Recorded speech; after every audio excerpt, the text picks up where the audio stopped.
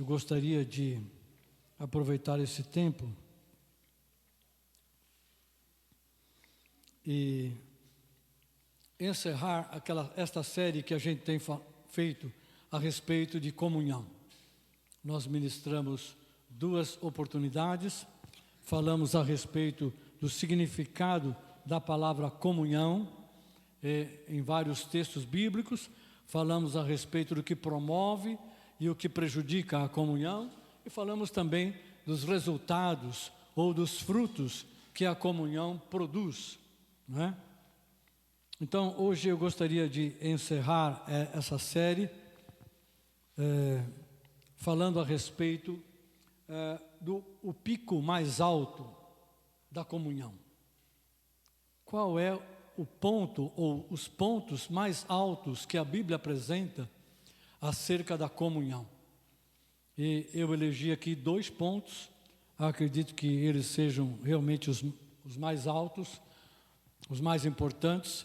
O primeiro é em cima do texto que nós já lemos, né, de 1 Coríntios 10, falando que na ceia do Senhor, ou melhor, na Páscoa, Jesus instituiu a ceia do Senhor, como uma nova aliança. Então, ali, na instituição da nova aliança, comeram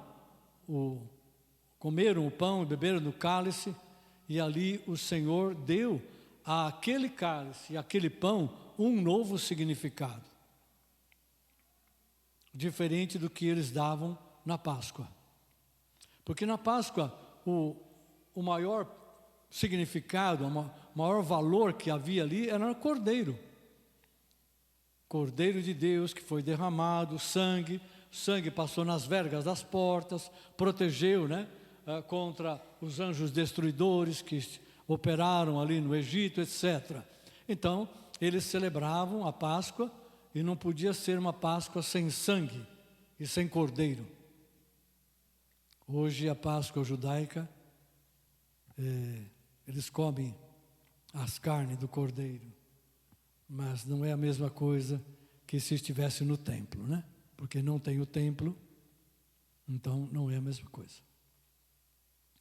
Mas, deixando esse aspecto de lado, na Páscoa, o cordeiro era a principal figura.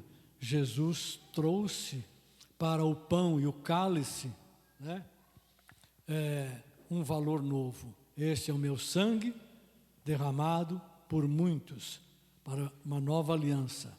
E esse pão é o meu corpo, né, que é partido por amor de vós. Então, nesta ceia, nesta Páscoa, você tem o anúncio de uma nova aliança e a projeção da comunhão que Deus tanto quis com o ser humano. E por isso Ele enviou um outro ser humano, semelhante a todos aqueles que habitavam na terra, um corpo semelhante, em todos os sentidos, porém livre do pecado, para que pudessem estabelecer uma comunhão com o Pai. Jesus é o elo humano e divino que liga o Pai, o Deus eterno, o Criador de todas as coisas, com a sua maior criatura, ou a sua maior criação. Sua maior criação não são os planetas, não são os astros, não são as estrelas, não são as árvores, não são os animais, o ar, o fogo, a terra. A maior criação de Deus é o ser humano, que foi criado para administrar esta terra, para adorar ao Senhor continuamente.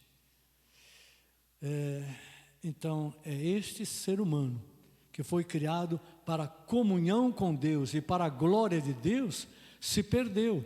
E é esse ser humano que precisa ser resgatado.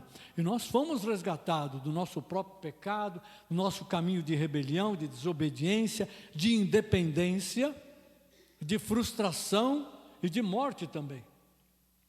Então, essa nova aliança que Jesus estabeleceu, colocando o pão e o vinho como elementos representativos de maior valor ali, junto com o Cordeiro, né, que já tinha o elemento, porque ele era o próprio Cordeiro de Deus. Então, Jesus trouxe, naquele momento, uma compreensão do que é comunhão. Comunhão é algo tão importante para Deus, que custou a vida do Filho, para que Ele pudesse estabelecer ou reestabelecer essa comunhão e um caminho de comunhão. Então, quando nós temos comunhão uns com os outros, marido e mulher, pais e filhos, no contexto da família, é comunhão. Mas ainda sem Cristo está desprovido desse amor de Deus, né? Vinculando uns aos outros. E quando Jesus está em nossos corações, em nosso lar, então esta comunhão tem um sabor maior, melhor. Deus está presente no seio da família. Deus está presente no coração de cada membro da família.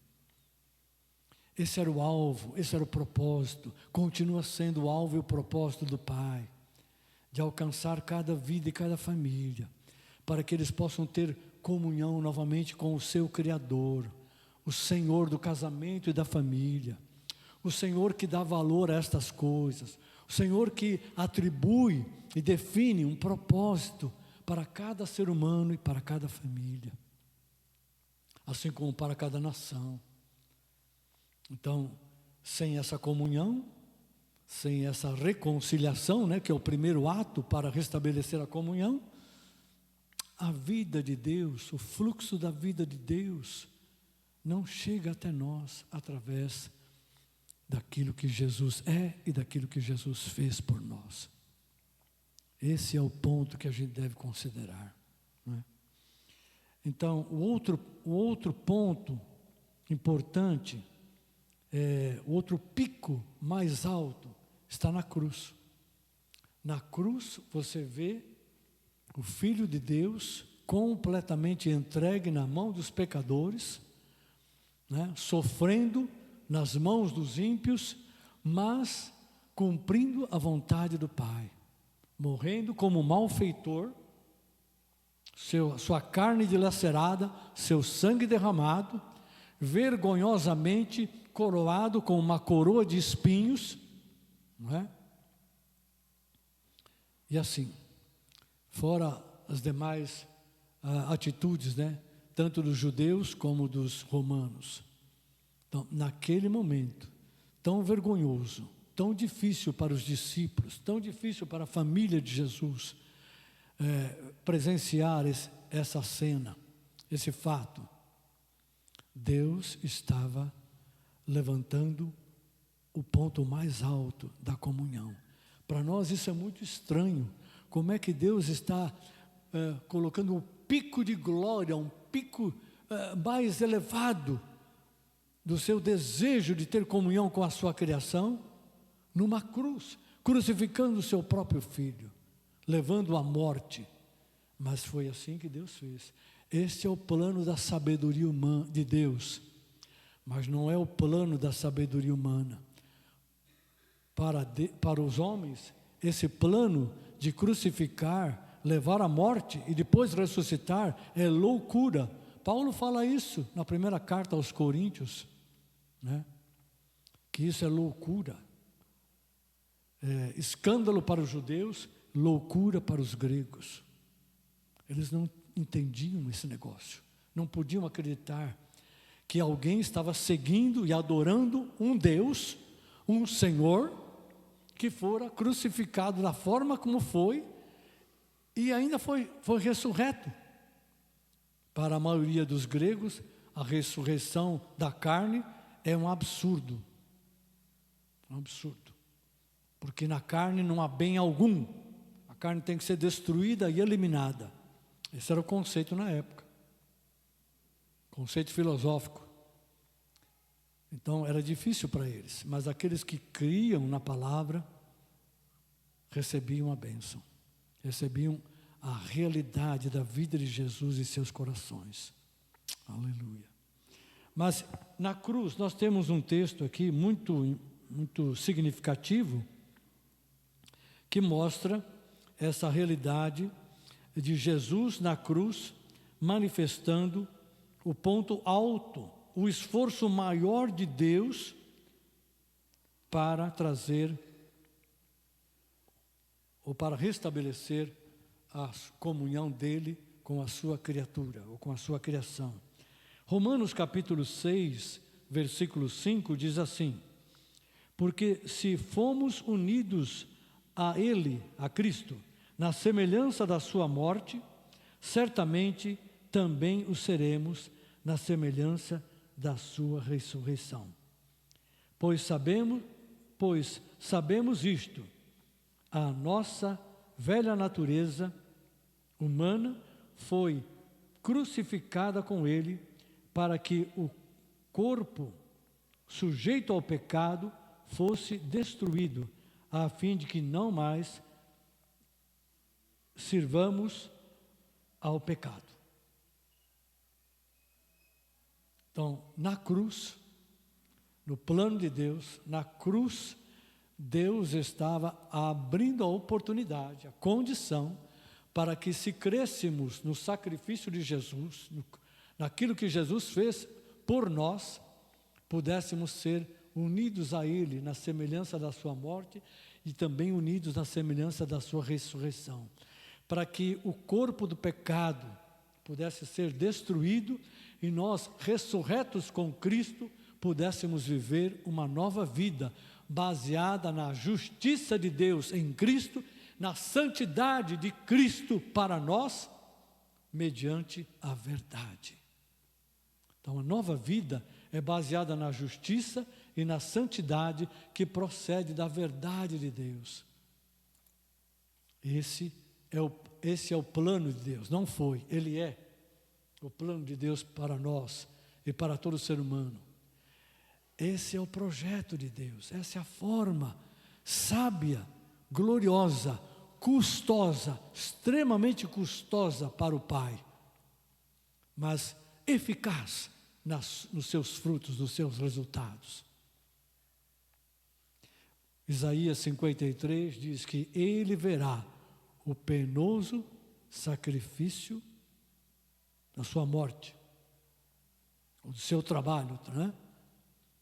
E ficará satisfeito.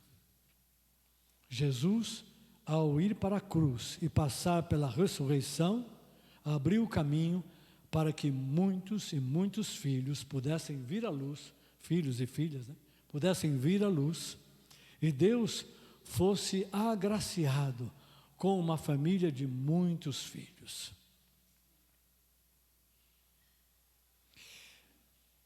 Quantos filhos? Não sei. Pergunta para Abraão. Deus falou para ele: Abraão, vem para fora da tua tenda, olha para o céu. Abraão viu aquele céu estrelado, planetas, estrelas incontáveis. E ele falou assim: assim será a tua descendência.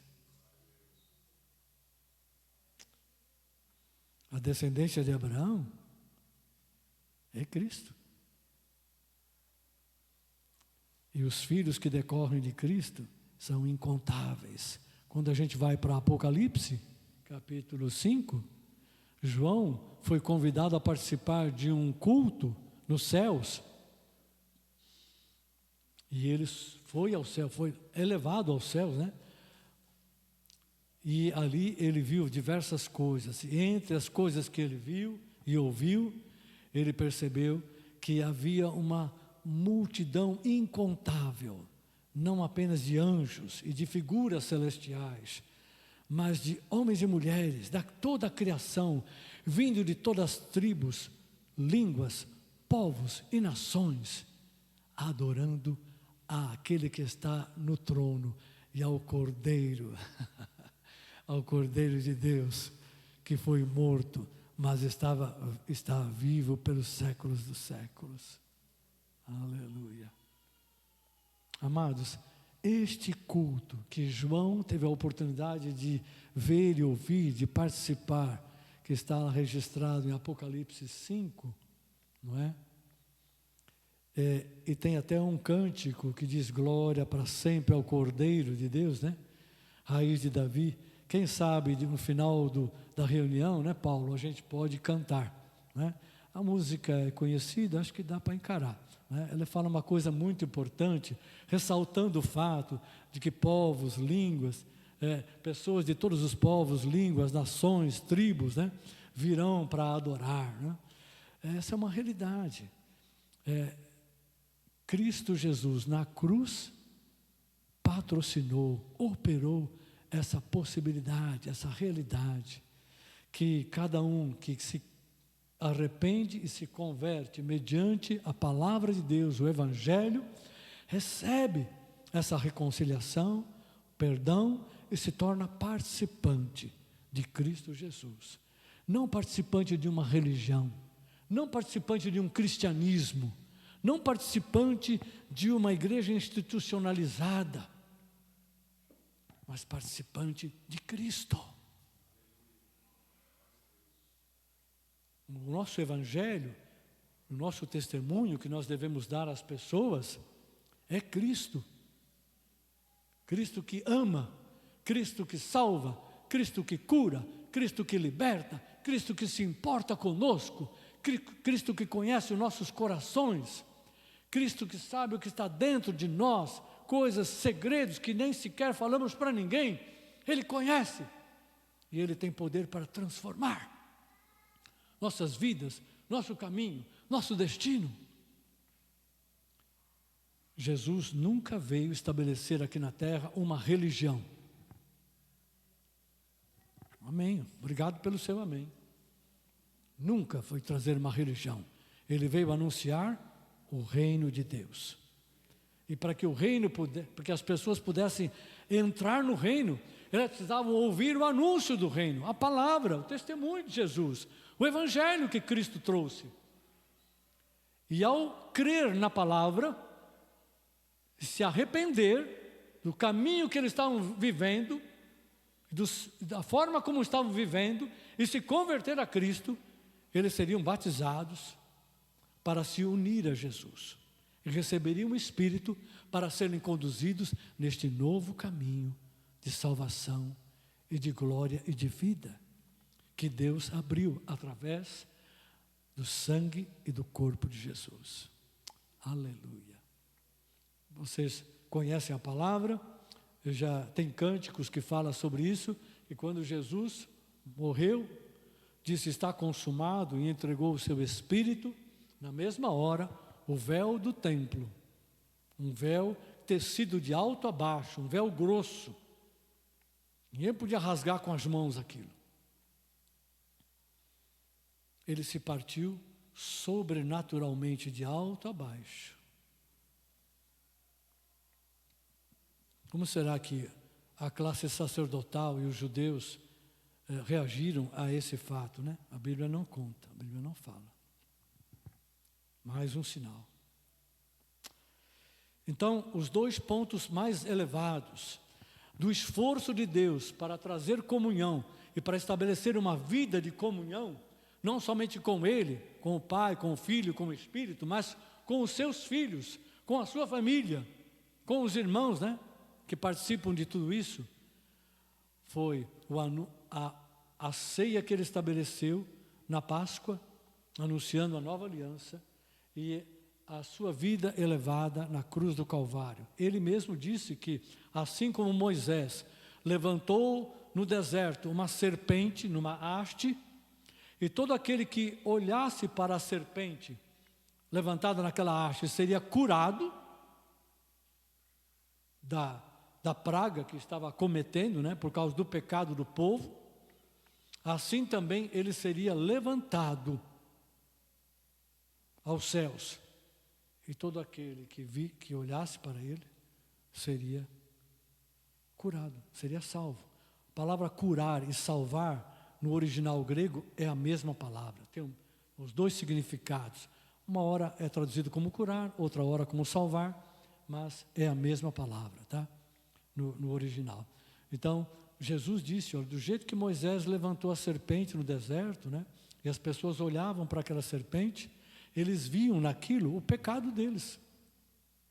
Eles viam o pecado deles. Porque a serpente veio por causa de uma condenação, por causa do pecado deles, resultado do pecado de idolatria deles. Então, ao olhar a serpente, eles tinham que perceber que a serpente era o resultado do pecado que eles tinham cometido contra Deus na idolatria. E ao olhar, eles tinham a coragem de olhar e de encarar e falar: eu sou o pecador. Isto é por minha causa. Isto veio porque eu pequei contra o Senhor. Esse era o objetivo de orar, de olhar e reconhecer a sua falta. Então, ao fazer isso, Deus iria perdoar o pecado daquele judeu, daquele israelita, e ia trazer a cura, né, da praga que estava atingindo. E muitos morreram por causa disso. Então Jesus disse: eu também serei levantado da terra. Da mesma maneira. E quem cresce em Jesus seria salvo. Então os dois picos estão aí. Um então é na ceia, o outro é na cruz. Eu quero, para finalizar isto, ler mais um texto, em João 15, versículo 6, que fala no mesmo texto do chamado de Jesus e da obra de Jesus. Deixa eu colocar aqui para vocês. Jesus disse para os seus discípulos: não fostes vós que me escolhestes a mim, pelo contrário, eu vos escolhi e a vós outros, e vos designei para que vades e deis fruto, e o vosso fruto permaneça, a fim de que tudo quanto pedirdes ao Pai em meu nome, Ele vô-lo conceda. Não foi vocês que me escolheram, disse Jesus. Pelo contrário, eu vos escolhi a vós e vos designei para que vades e deis fruto. Eu vos escolhi e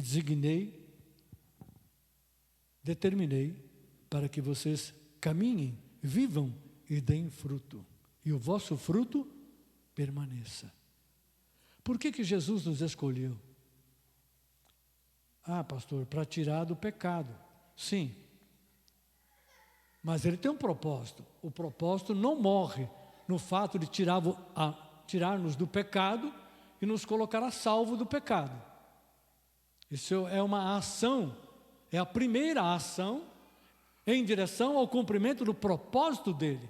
O propósito dele é tirar do pecado para unir a Cristo, para levar a Deus, para tornar-nos filhos e filhas de Deus, porque é este o propósito. Só que como nós estávamos presos ao pecado, Deus tinha que elaborar um plano para nos libertar do pecado, quebrar as forças das trevas sobre nós, quebrar a força da nossa rebelião e desobediência da nossa carne, quebrar a força do mundo sobre nós, que influenciava a nossa vida e que continuamente nos levava num caminho contrário à vontade do Pai. E que muitas pessoas aí fora nem sequer reconhecem. Eles se acham bons, não fazem mal a ninguém. Está cheio de gente pensando assim. Eles não entendem que são pecadores, por natureza, né? Então, Jesus disse: eu vos escolhi, porque essa é a vontade do Pai. O que está escolhido vem para estar com Ele, para conhecê-lo, e para amá-lo, e para servi-lo. Nessa escolha, tem dois elementos, nessa escolha e nessa determinação de Jesus. Eu escolhi vocês para que vocês tenham um conhecimento, uma vida, e vocês possam frutificar, e o fruto que vocês frutificarem possa permanecer. Não é uma obra qualquer, uma coisa que acontece como o ser humano no mundo pecador. Hoje ele faz algo, amanhã está destruído. Pode passar até uma geração, logo depois um constrói um império, vem os filhos, destrói o império, o nome da família, tudo mais. Então, as obras no mundo, elas não permanecem, mas aquilo que é feito em Deus permanece para sempre, porque são feitos através da palavra de Deus. E há dois aspectos nisso: Um é a fé. Jesus nos escolheu para viver uma vida de fé. Viver uma vida de fé é conhecer ao Senhor através da comunhão com Ele e através da palavra. Fé e amor. O amor, um amor que desenvolve em nós de amar a Deus, porque primeiro fomos amados por Ele, e além de amar a Deus, amar o nosso próximo, o nosso igual, os nossos irmãos na fé, e amar o próximo que não está tão próximo, né? Que é aquele que está no mundo sem Cristo. Então, o chamar de Jesus e o designar para viver uma vida que gera frutos e frutos que permaneçam, está baseado nesses dois pilarzinhos, fé e amor. Fé que gera conhecimento e paixão e amor pelo Senhor e amor para servir ao próximo. Aleluia. Essas duas características do chamado de Jesus estão baseadas no principal mandamento do Velho Testamento. Amarás, pois, ao Senhor teu Deus de todo o teu coração, de todo o teu entendimento, com todas as tuas forças, e ao teu próximo como a ti mesmo. São textos correspondentes, né? Que se correspondem. Glória a Deus. Eu quero ir para a minha conclusão e dar um sentido prático às coisas que falamos e que estamos mencionando nesta manhã. Jesus, portanto, ele veio anunciar o reino,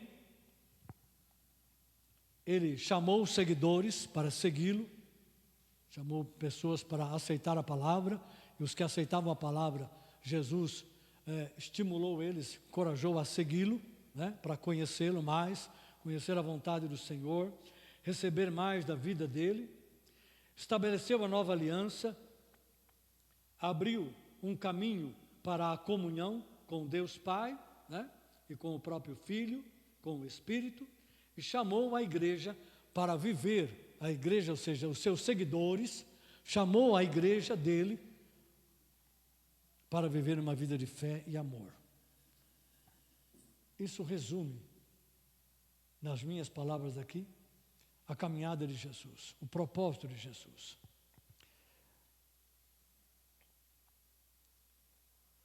Nós estamos debaixo dessa palavra, nós estamos debaixo desse propósito. E Deus tem trazido sobre nós uma visão. Acabou?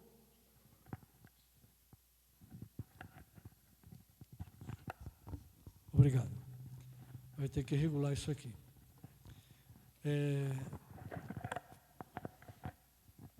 Nós estamos dentro desse plano, dentro desse propósito. Jesus nos chamou à comunhão, ou o Pai nos chamou à comunhão do seu Filho, para vivermos com Ele, aprendermos dele e servi-lo na vontade de Jesus. Da mesma maneira que Jesus instruiu e conduziu os seus discípulos, que você vê nos evangelhos, nós, da mesma forma, estamos sendo chamados, fomos chamados, estamos sendo conduzidos para conhecer cada vez mais ao Senhor, pela nossa experiência de comunhão com o Espírito Santo, pela palavra, pelo nosso relacionamento uns com os outros, né? E dentro desse propósito, somos chamados a dar frutos, ou seja, levar esta palavra, fazer com que a nossa vida seja uma vida de justiça, de santidade, de pureza perante o mundo, para que a gente não dê testemunho, mas dê um testemunho que glorifica a Jesus. Não é verdade? Obrigado. Então,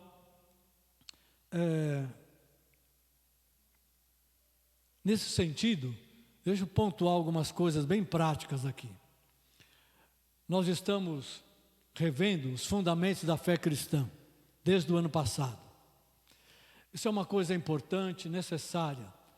Nós entendemos que era uma vontade de Deus para fazer isso. Então, começamos desde setembro, mais ou menos, né, a estudar nos grupos de comunhão. e partilhamos também no WhatsApp da igreja muitas lições, né? Se não todas, muitas. Muito obrigado. Uma hora a gente acerta. Estamos caminhando, né? Depois eu falo sobre isso. Muito bem. E vamos terminar isso agora nesse semestre, né? Falta um pouco mais, uns 2 meses talvez, né? De partilhamento, né? De compartilhamento da palavra. Estamos mais no final. E então, nesse semestre agora, nós vamos completar esses estudos que falam dos fundamentos da fé cristã e também vamos completar essas pregações a respeito dos pilares da fé cristã. Nós elegemos 7 pilares, já falamos sobre 4, estamos terminando hoje aqui sobre comunhão. E temos mais 3 ainda, sobre o testemunho, sobre discipulado e sobre a família. São 3 pilares que a igreja precisa para se estabelecer e cumprir o propósito, ou a missão dela aqui na terra, né? Esses 7 pilares estruturam a vida da igreja.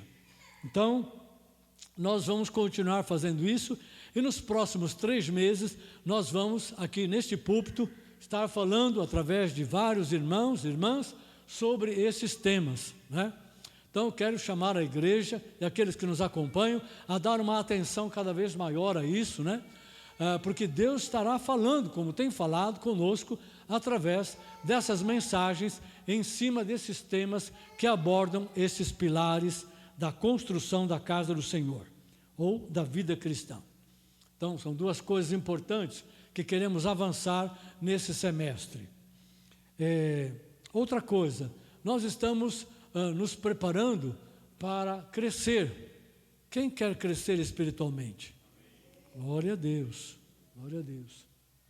Queremos crescer no conhecimento do Senhor, na comunhão, na prática da vida cristã. Agora, uma outra pergunta: quem quer aqui ajudar a multiplicar a igreja? Aleluia. Sabe, queridos, eu não sei se você já atentou para isso, mas na aritmética de Deus, a operação mais importante não é o somar, muito menos o tirar e o dividir. O ponto mais importante na aritmética de Deus é multiplicar. Se você for em Gênesis capítulo 1, versículo 26, 27, fala da criação do ser humano, homem e mulher. E ele diz assim: sede fecundos, multiplicai-vos, enchei a terra e sujeitai-a, ou dominai-a. 4 coisas básicas. Sejam fecundos, ou seja, Deus criou o ser humano e abençoou para que ele tivesse fecundidade, capacidade de gerar filhos, gerar outro ser humano. Aleluia.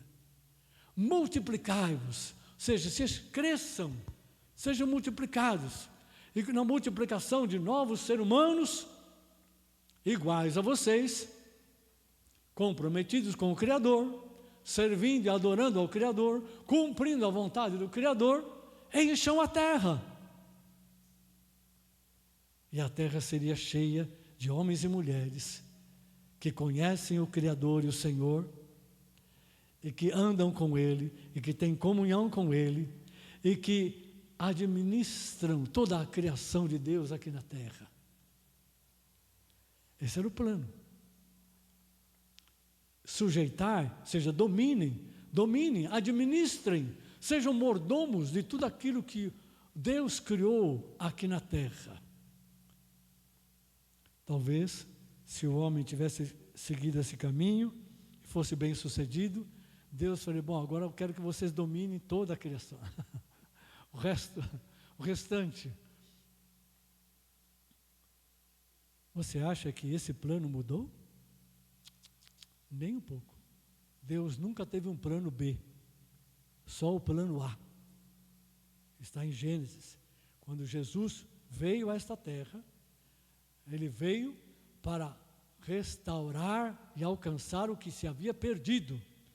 E o Senhor tem chamado em cada geração as pessoas, e os que se convertem são envolvidos no plano de Deus, no povo de Deus, no corpo, na igreja, para fazer o quê? A mesma coisa.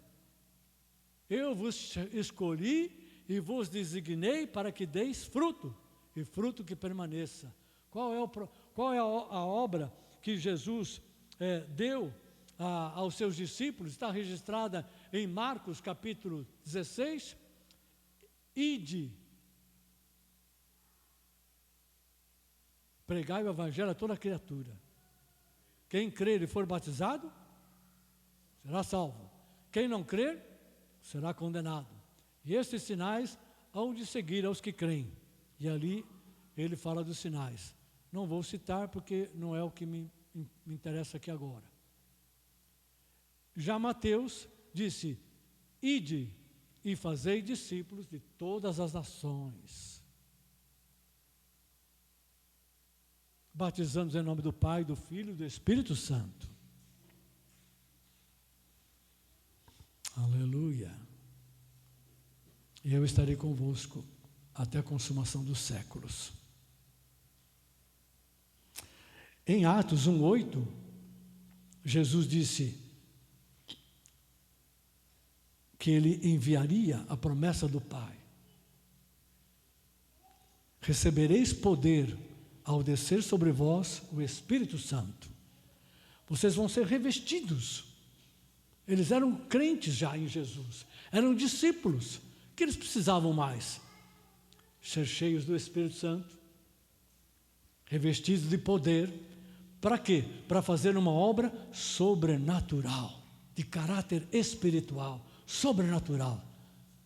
Recebereis poder ao descer sobre vós o Espírito Santo, e vocês ser-me-ão testemunhas, tanto em Jerusalém, Judeia, Samaria e até os confins da terra. Aleluia. E aí você vai lá em Apocalipse 5, como eu citei antes, e João vê, lá no primeiro século, João vê pessoas de todas as tribos, línguas, povos e nações alcançadas por Jesus, pelo Evangelho. Aleluia. Longe da contaminação do pecado, longe das garras de Satanás, longe do poder do mundo destruidor, aniquilador, deformador. Aleluia. Glória a Deus. Muito bem. Então, nós estamos caminhando nesse sentido. O nosso objetivo é que os grupos de comunhão sejam multiplicados, né? Nós temos um pequeno número de grupos.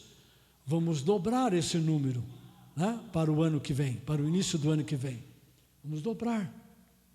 Se você não participa, se você que está aqui e que está me acompanhando pela rede social ainda não está participando de um grupo de comunhão, corre, porque você está talvez perdendo as bênçãos de Deus por falta de comunhão. Comunhão com os irmãos, comunhão com Deus, comunhão com a palavra, comunhão com o Espírito Santo. Não podemos ficar longe disso. Não podemos achar que está tudo bem e que vamos viver uma vida espiritual sadia, plena, forte, e vamos servir ao Senhor sem comunhão, sem ser cheio do Espírito Santo. É uma presunção muito grande da nossa parte pensar isso. E é uma afronta não desejar servir ao Senhor. Nós precisamos dEle, nós dependemos dEle.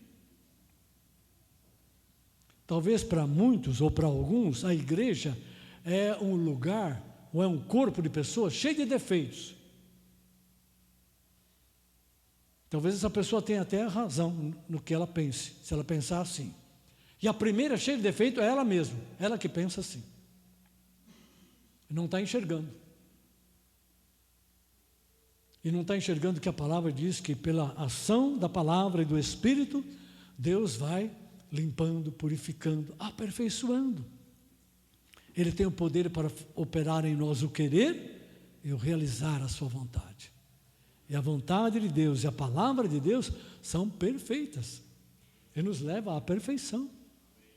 Então ficar criticando a igreja, criticando os irmãos, criticando isso, aquilo, outro, é uma grande bobagem, né?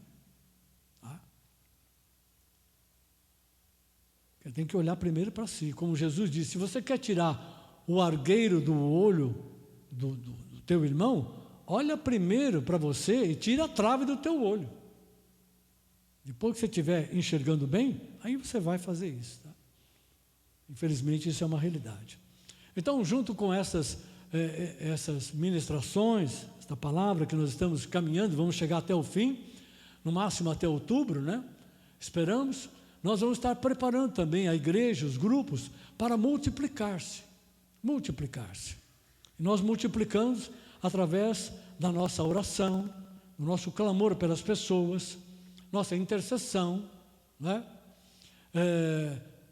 Por se importar com as pessoas, por amar essas pessoas, compartilhar a palavra, compartilhar o nosso testemunho. Eu esses dias tenho meditado e tenho lembrado como foram os primeiros anos da minha vida cristã e me dei conta de que eu conhecia nos primeiros anos muito pouco da palavra, porque tinha pouco tempo de fé, então eu não conhecia muito a Bíblia, né? Os princípios da palavra, mas uma coisa que era forte na minha vida e no meu viver diário com as colegas de trabalho e assim, pessoas conhecidas de modo geral, era o meu testemunho.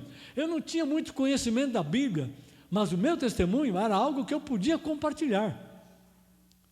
E em relação ao meu testemunho, as pessoas não podiam levantar um contra, porque era a minha experiência. E um dia eu compartilhei o meu testemunho no meio da empresa em que eu trabalhava, né, para 2 ou 3 pessoas ali, que elas tinham uma outra religião, não importa o que tinham, né? Tinham outra fé. Assim, não é que eles seguiam a fé, mas na mente dela, cabeça delas, elas adotavam princípios de uma outra fé, né? E abriu a oportunidade, o Espírito Santo mexeu comigo ali, e eu comecei a falar algumas coisas, e a dizer, olha, o que vocês estão falando, a Bíblia não fala isso não, é exatamente o contrário. Eles estavam falando não em ressurreição, mas estava falando no inverso, né? Você reencarna. Estavam falando, e aquilo mexeu comigo. Eu falei, não posso ficar quieto aqui. Tinha oportunidade, eu falei, olha, isso aí que vocês estão falando não procede não. Não é bem assim, hein? Por quê? Porque a Bíblia diz isso, tal. Aí, falando algumas coisinhas ali, daqui a pouco eu estava falando do meu testemunho. Como minha mãe se converteu, meu pai, eu também, como minha vida mudou. Isso mexeu com eles. Eu não vi eles tomarem uma posição por Cristo, mas demos uma Bíblia para eles, não tinham Bíblia. Era um jeito que precisava ler. Falei, aqui tem a palavra de Deus, a Bíblia. Começa a ler, as orientações ali, né? Isso vai instruir, você vai conhecer um pouco da verdade de Deus para nós. Então, talvez você não conheça muito a palavra, tenha dificuldade de discutir, porque o negócio não é ficar discutindo religião com ninguém, isso não leva a nada, né? Mas você tem um testemunho, você tem experiências com Deus, aleluia, você tem visto e ouvido Deus fazer coisa na vida, talvez da sua família ou de outras pessoas, que você pode compartilhar como testemunho. Se a pessoa vai crer ou não, é um problema dela. O nosso problema, a nossa missão é compartilhar, é mostrar que nós nos importamos com as pessoas. E nós estamos falando isso não para enfiar goela abaixo dele uma religião, uma outra religião, talvez diferente da que ele tem. Não, é porque nós estamos nos importando. E talvez estejamos sofrendo dentro de nós por ver aquela pessoa tão distante de Deus, tão afetada pelo mundo, etc, né? Então, é nesse sentido. Ou seja, nós vamos fazer o que João diz que deve fazer em 1ª carta de João, capítulo 1, verso 1 a 3. ele diz assim: o que vimos e ouvimos, isto vos anunciamos. Não é teologia, é testemunho. Para que vocês também mantenhais comunhão conosco. E a nossa comunhão, a nossa vida, nosso viver é com o Pai e com o seu Filho Jesus Cristo. Aleluia. Então é isso. Outra coisa que eu queria acrescentar aqui é que nós estamos mexendo aqui no espaço, né, no espaço da igreja. Primeiro porque existe a necessidade de algumas manutenções, né? Estamos fazendo. Essas 2 semanas foi a etapa dos pedreiros, né? Se você for olhar, você vai ver coisas que estão aí visíveis, né? E outras que talvez você não esteja enxergando, mas foram mexidas, né? E além disso, algumas pequenas reformas, né, que estamos começando a fazer. E nos próximos semanas nós vamos fazer algumas mudanças aqui dentro, do lado de fora e tal. Enfim, tudo para melhorar esse local e dar melhor acomodação e conforto, não apenas para os irmãos que fazem parte deste corpo, mas para aqueles visitantes que você vai trazer a este lugar. Aleluia. Você está vendo cadeiras vazias aí? Por quê? São as pessoas que estão faltando. Elas não foram convidadas ainda para vir aqui. Ao dia que elas forem convidadas e vierem para o culto, ou para a reunião de grupo de comunhão lá, virtual, elas vão tomar assento ali. E por falar em tomar assento, deixa eu ler aqui um verso para você. Eu acho que aqui vamos encerrar definitivamente a nossa palavra, né? Lucas capítulo 14, eu quero ler isso para você. Lucas capítulo 14. Deixa eu ver se eu acho o verso aqui. Verso 17. Aqui Jesus contando uma parábola, ele diz que um certo homem, né, rico, preparou um banquete e convidou seus amigos, muitas pessoas. E aí o versículo 17 diz: na hora do banquete, mandou o seu servo dizer aos convidados: vinde, pois tudo já está preparado. Vinde, pois tudo já está preparado. O que nós queremos fazer nesses próximos meses é preparar tudo para convidar as pessoas para um banquete. Se você ler o restante do texto, vai dizer que vários que foram convidados rejeitaram. E o servo comunicou ao seu senhor, e ele ficou indignado, e mandou chamar quem ele encontrasse. E o servo saiu e foi encontrando as pessoas, e foi chamando para o banquete, e eles vieram, né? Mas, quando o dono da casa olhou, ele falou: você chamou as pessoas? Chamei. Pois é, mas ainda tem lugar na minha casa. Vai, novamente, sai, e tudo que você encontrar nos valados, nas esquinas, nos becos, os aleijados, os mancos, os cegos, os coxos, traz todo mundo. Eu quero que a minha casa seja cheia. Jesus contou essa parábola para mostrar que o Pai deseja que todos alcancem a salvação, todos façam parte da família de Deus, todos saiam desse lugar de isolamento, de morte, sem sentido, sem razão de viver, e venham para uma vida que tenha sentido, tenha propósito e tenha comunhão com o Criador. Tenha uma vida verdadeira. Você pode ler a parábola depois ali, mas o que eu quero destacar é que ele disse assim: o banquete está pronto, está tudo pronto, tudo preparado para os convidados. Nós estamos nos preparando na palavra, temos que nos preparar em oração, temos que afiar a nossa disposição de dar testemunho.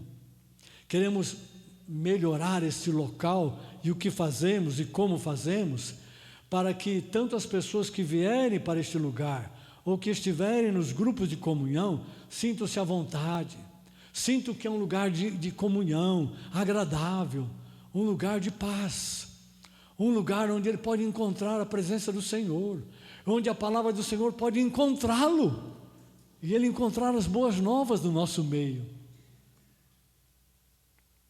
E isso inclui também nossas ferramentas que nós vamos usar, estamos usando e vamos usar pela internet, né? Via virtual.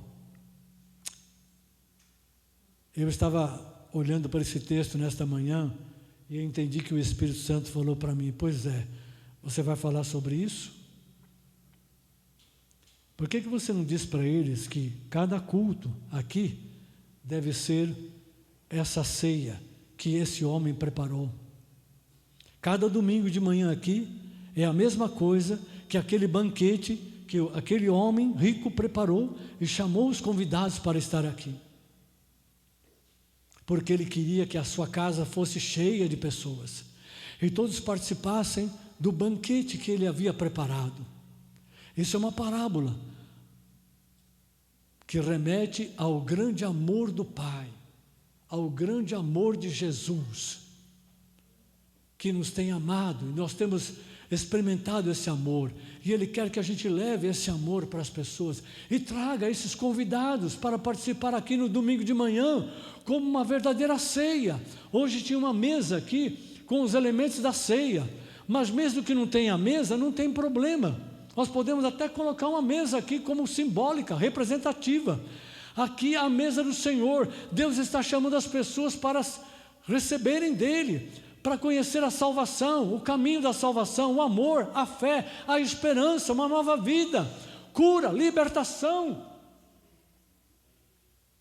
para si e para a sua família. Eu entendi que o Espírito Santo quer que a gente torne esses cultos pela manhã no domingo uma celebração, porque a gente vem aqui para comer e beber da graça, da bondade, de toda a provisão que Deus nos dá. Tem cura, tem salvação, tem libertação, tem renovo de vida, tem direção, tem sabedoria, tem entendimento espiritual, tem tudo aquilo que os filhos, que os convidados do Pai precisam receber. O Pai tem uma mesa farta, nada que tenhamos necessidade falta nessa mesa. A mesa de Deus tem tudo que nós precisamos. Acredita nisso? Então, queridos, vamos mudar um pouco a nossa mentalidade. Vamos começar a olhar para os nossos cultos, nosso culto, né? Só fazemos um de domingo, por enquanto, né?